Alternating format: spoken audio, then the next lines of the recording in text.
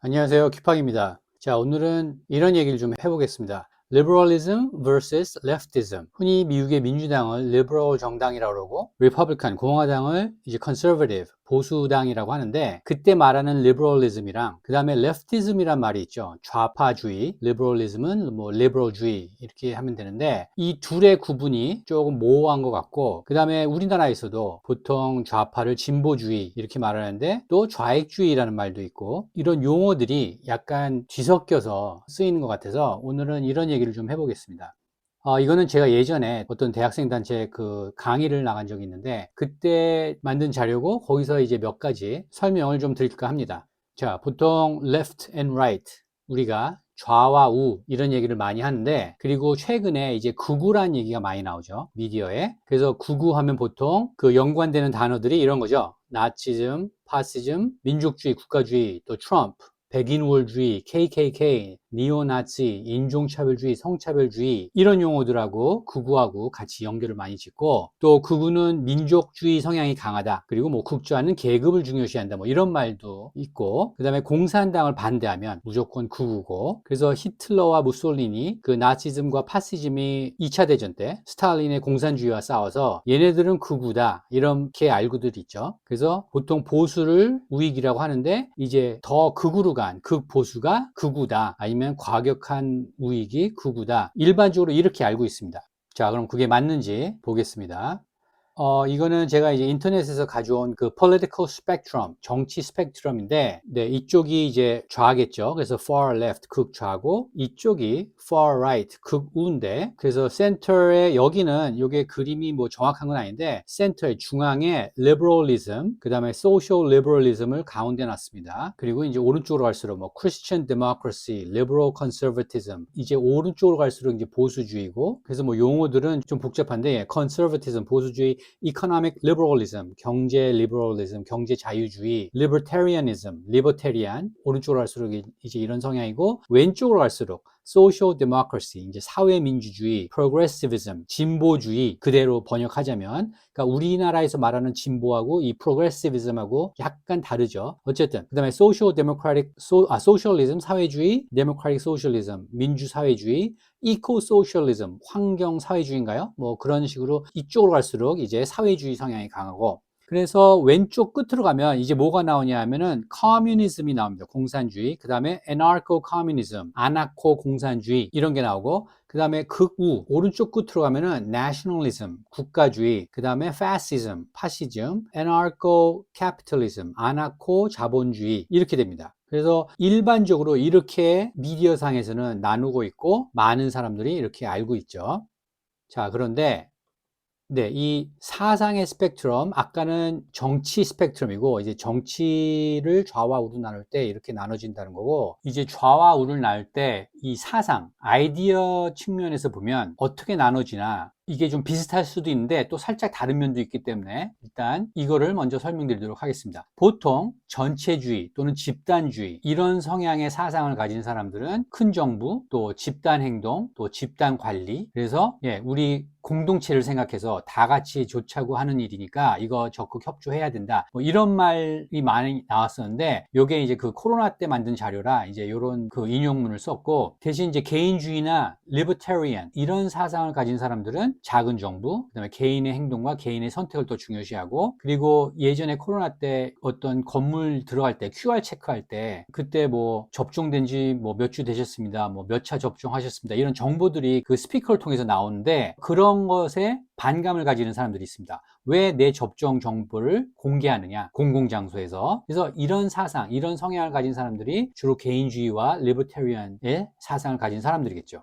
그래서 우리가 갖고 있는 사상과 그 다음에 여기서 나눈 정치 스펙트럼하고 약간 안 맞는 게 이제 조금씩 보일 겁니다. 네, 여기서는 주로 그냥 보수주의면 오른쪽, 사회주의면 왼쪽 이렇게 나눴는데 아이디어 측면에서 봤을 때 사상의 스펙트럼으로 봤을 때는 이렇게 집단주의 쪽이 왼쪽, 그 다음에 개인주의 쪽이 오른쪽 이렇게 나눌 수가 있겠죠. 그래서 political spectrum하고 요 idea의 spectrum하고 이제 매칭을 좀 해야 되는데, 그러면 이제 우리가 좌와 우에 대해서 좀 더 클리어하게 구분을 할 수가 있는데, 그거를 하기 바로 전에 이 심리학에서 말하는 Big Five Personality Traits가 있습니다. 5가지 성격 유형. 그래서 사람의 성향을 이해하는데 약간 도움이 될 것 같아서 요것도 한번 보도록 하겠습니다.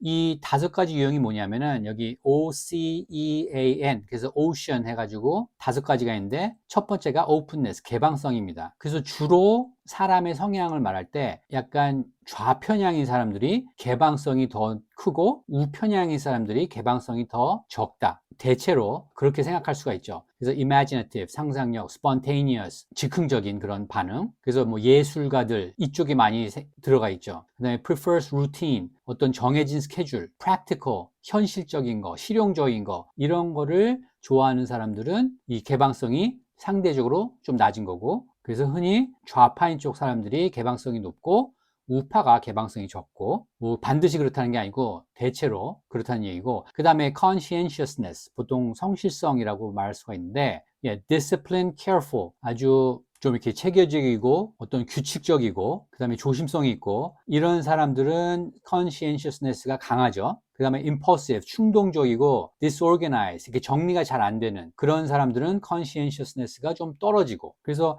이쪽에 impulsive하고 disorganized 된 사람들은 imaginative하고 spontaneous하고 약간 좀 더 관련이 깊겠죠. 그래서 이쪽이 좀 좌파 성향, 이쪽이 좀 우파 성향, 이렇게 또 나눌 수가 있겠고, 그 다음에 extroversion, 외향성 측면에서 보면 sociable, 사교적이고 fun-loving, 재미를 좋아하는, 그 다음에 reserve, 약간 내성적이고 thoughtful, 사고가 깊은. 그래서 이것도 보면 약간 좀 사교적이고 외향적이고 이런 사람들이 더 개방성이 더 높겠죠. 그래서 요게 약간 좌편향, 요게 약간 우편향, 이런 식으로 또 나뉠 수가 있겠죠. 물론 이게 딱 물과 기름처럼 나눠지는 게 아니라 이게 스펙트럼이기 때문에, 아무튼 대체로 성향이 이렇다 저렇다 이렇게 따져볼 때는 각 성격마다 좌와 우를, 어느 쪽이 좌가 많고 우가 많고 이런 걸 좀 따질 수가 있겠죠. 그 다음에 요게 좀 중요한데 agreeableness, 친화성입니다. 그래서 잘 믿고 helpful, 도움을 잘 주는, 그래서 소위 말해서 empathy, 공감 능력이 많은 쪽이 이쪽이고, 공감 능력이 적어서 suspicious, 의심이 많고 uncooperative, 비협조적인 이런 성향을 가진 사람이 이쪽인데, 주로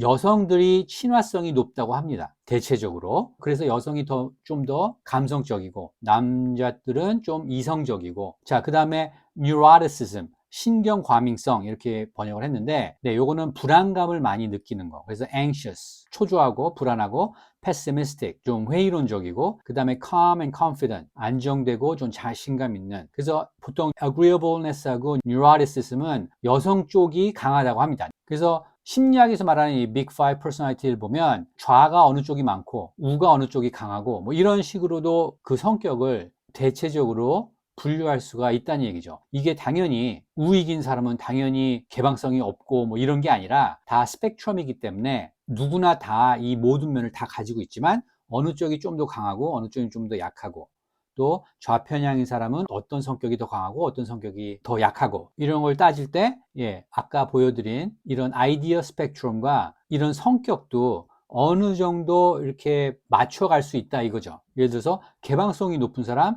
좌편향인 사람들이 주로 개방성이 높습니다. 그래서 보수적인 사람, 뭐 전통을 지키고 규율을 지키고 이런 성향이 강한 사람은 오픈네스가 좀 적겠죠. 그래서 요즘 뭐 유럽이나 미국에서 문제가 많이 되는 이민자들에 대한 개방, 주로 우편향, 보수 쪽인 사람들이 이민을 막자는 성향이 강하고, border, 국경을 개방하자, 이런 주장을 하는 사람들이 개방성이 높으니까, 그리고 좌편향 정치인들이 많으니까, 이 오픈네스는 약간 좌편향 사람들이 더 많구나, 이런 식으로 사람들을 평가할 수가 있겠죠.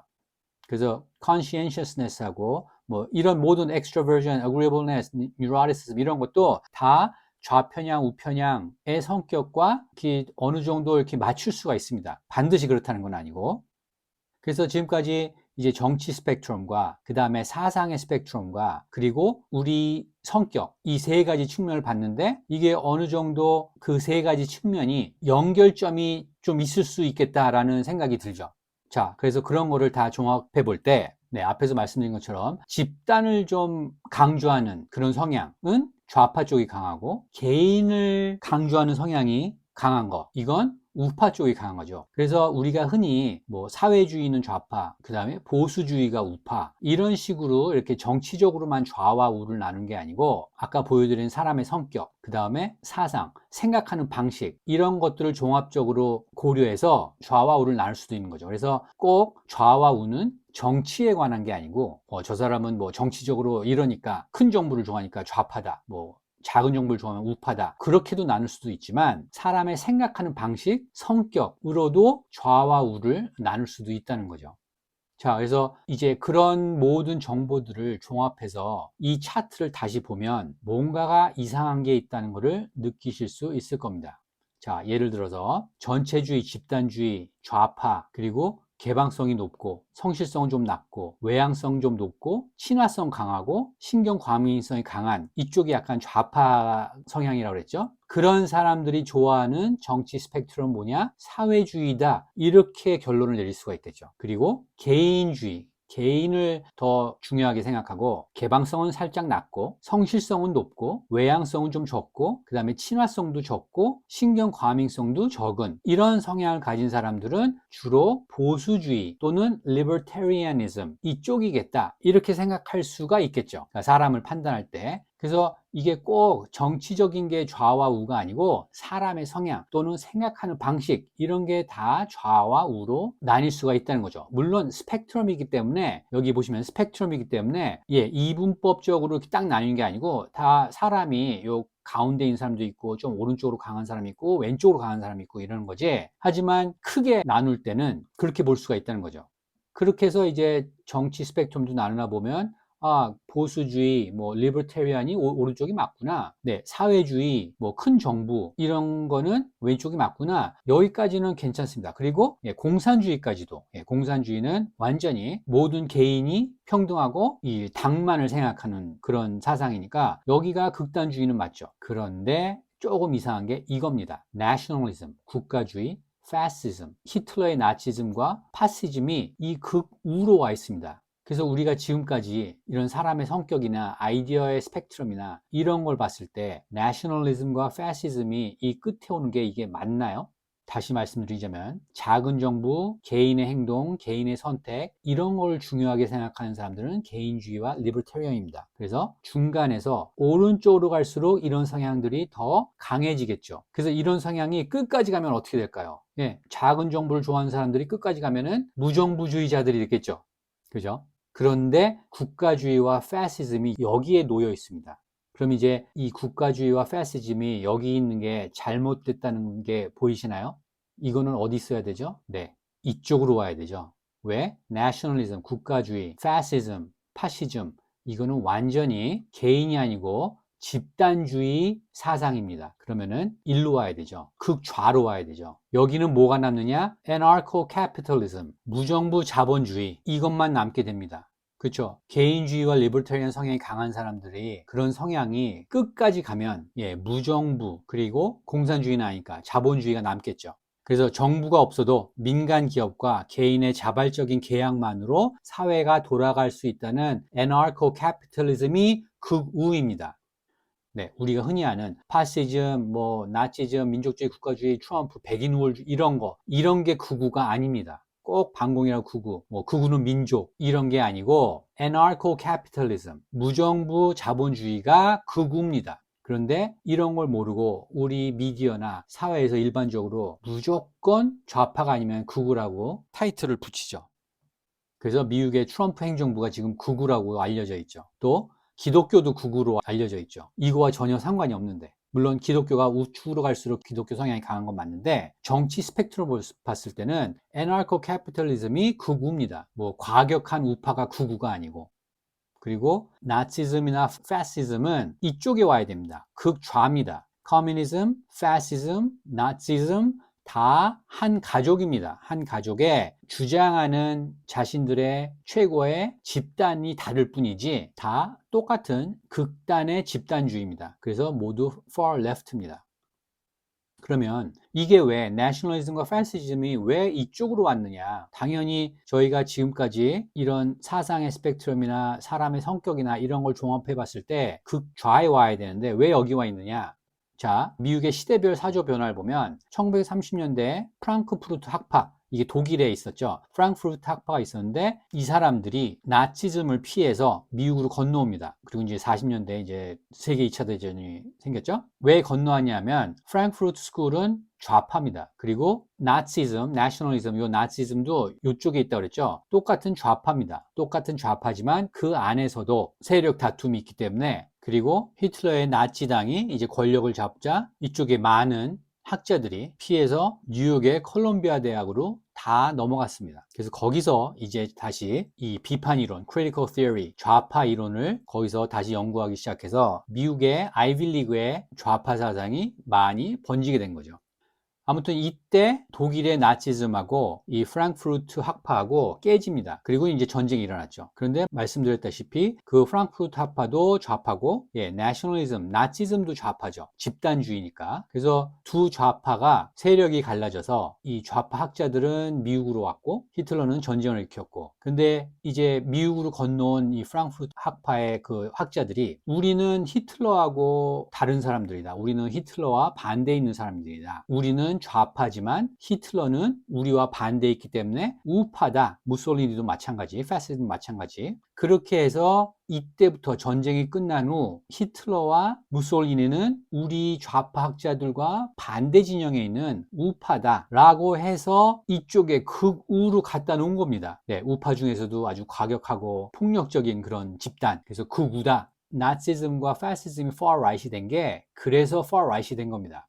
당연히 좌에 있어야 되는데, 그러니까 좌파 진영에서 자기들끼리 싸워서 우리가 좌파고 쟤네는 우파야 라고 해서 히틀러와 무솔리니를 이 오른쪽에 갖다 놓은 겁니다. 그래서 political spectrum이 이렇게 된 거지. 네, 우리가 지금까지 따져본 거, 사상의 스펙트럼으로 따져봤을 때 히틀러의 나치즘과 무솔리니의 파시즘은 오른쪽일 수가 없습니다. 오른쪽은 개인주의와 libertarian, 그래서 아까 말씀드린 anarcho-capitalism, 무정부 자본주의자들, 이런 사람들이 극우입니다. 그러니까 그런 사람들하고 어떻게 나치와 파시즘인 사람들하고 같은 스펙트럼에 있겠습니까? 반대쪽에 있겠죠.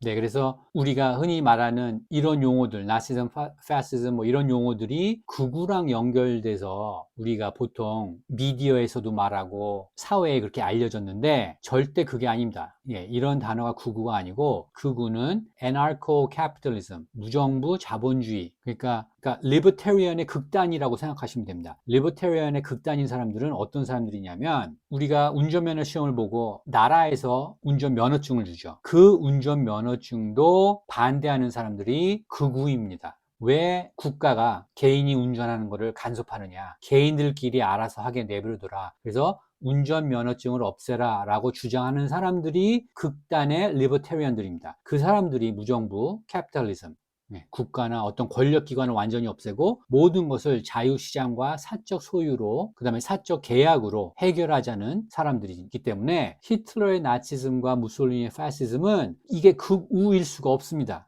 나치즘과 파시즘은 국가, 스테이트가 최고의 가치를 지닌 그런 집단으로 생각하는데 그 사람들이 리버테리언하고 여기에 어떻게 극우에 같이 들어갑니까? 안 되죠. 그래서 우리가 그동안 미디어를 통해서 학계에서 이걸 잘못 가르쳤기 때문에 나시즘과 파시즘이 극우라고 생각하는데 나시즘과 파시즘이 아니고 무정부 자본주의자들, 이 사람들이 극우입니다. 그리고 나시즘과 파시즘이 극우로 된 이유는 프랑크푸르트 학파의 좌파 학자들이 자신들을 히틀러와 무솔리니와 이렇게 떨어뜨려 놓으려고, 히틀러와 무솔리니는 인류의 재앙을 가져온 집단이기 때문에 자신들과 같은 좌파 진영에 놓으면 안 되니까 저 사람들은 우리랑 반대고 우리를 쫓아낸 사람들이기 때문에 저 사람들은 극우야 라고 지금까지 가르쳐 온 겁니다. 그래서 대부분의 사람들이 나치즘과 파시즘을 극우라고 알고 있고, 극우 하면은 과격한 우파의 집단 이렇게 알고 있죠. 그거는 완전히 잘못된 겁니다. 극우는 극단의 리버테리언들, 그래서 그 사람들이 주장하는 정치 시스템은 애나르코 캐피탈리즘이다, 무정부 자본주의다, 이렇게 아시면 될 것 같습니다. 네, 오늘은 저희가 흔히 말하는 좌와 우, 이런 게 어떻게 정의되는지 그런 걸 좀 알아보고, 오늘 말씀드린 게 주류 미디어에서 또는 주류 학계에서 알려준 내용과 많이 다르긴 합니다. 그런데 용어를 제대로 깊게 분석해서 정의를 내리자면 오늘 말씀드린 내용이 그게 단어의 정의에 더 맞는 거죠. 그래서 그런 주류 미디어를 통해서 나오는 그런 용어들을 이렇게 함부로 쓰는데 이거는 별 생각 없이 정의를 제대로 안 하고 그냥 남들이 쓰니까 언론에서 그렇게 쓰니까 그렇게 쓰는 거죠. 그러니까 따지고 보면 잘못 쓰는 거죠. 그리고 미국을 이해할 때도 이런 좌와 우가 어떻게 나뉘는지를 잘 알고 계시면 지금 트럼프 정부가 하는 정책이라든지 미국의 어떤 기독교 집단에서 말하는 사상이나 사회적 이슈나 이런 걸 볼 때도 제가 오늘 말씀드린 이 좌와 우의 그런 성향들을 잘 아시면 미국 사회에서 일어나는 미국 정부에서 일어나는 일들을 평가할 때 도움이 많이 됩니다. 그래서 그런 목적으로 제가 오늘 이 영상을 준비해 봤습니다. 네, 오늘 영상은 여기까지 하겠습니다. 시청해 주셔서 감사합니다.